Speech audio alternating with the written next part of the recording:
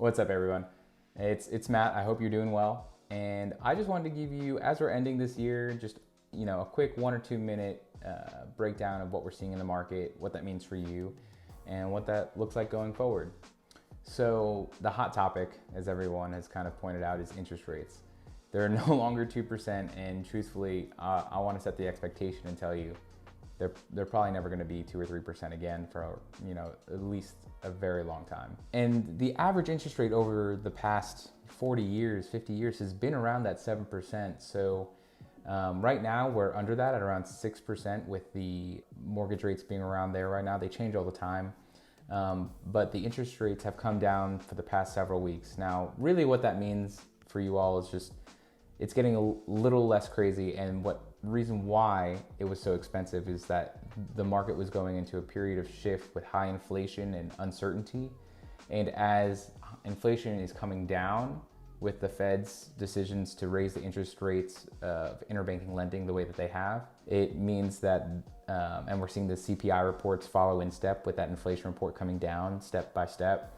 It means that there's more predictability in the marketplace, and banks love that. And so we're seeing the volatility of these interest rates kind of dissipate, but we do expect the interest rates to be around that 5-6% for sure for the next 5 to 6 months at least. But if a lot of you have bought a home with me in the past couple of years, and so what you have seen the past couple of years is very high appreciation, upwards of 30% in some areas year over year, which is unheard of.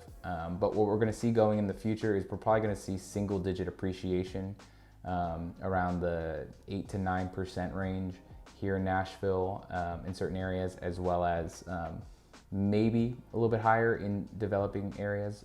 But the truth is that this is just a market correction. 30% is unsustainable, and 8 to 9% is still an extremely strong high appreciation market for a real estate market. And we have so much going on in Nashville. That'll be another video. But I just want to tell you that your home is still going to be appreciating, just not at the rate that it has been the past couple of years. So don't feel bad that if you see those appreciation rates be a little bit lower these next couple of years, that you're still in good step and you're walking into a lot of appreciation as well. And a lot of healthy appreciation, something that's not going to bottom out. And kind of finally, what the market's doing, we're seeing homes sit on the market for around 30 days. We're getting to pre-pandemic levels of inventory, maybe a little bit higher than that right now due to seasonality. And so with that, we have more inventory. There is buyers' purchasing power has been cut a lot by increased interest rates because it costs you more to borrow every time the interest rate goes up.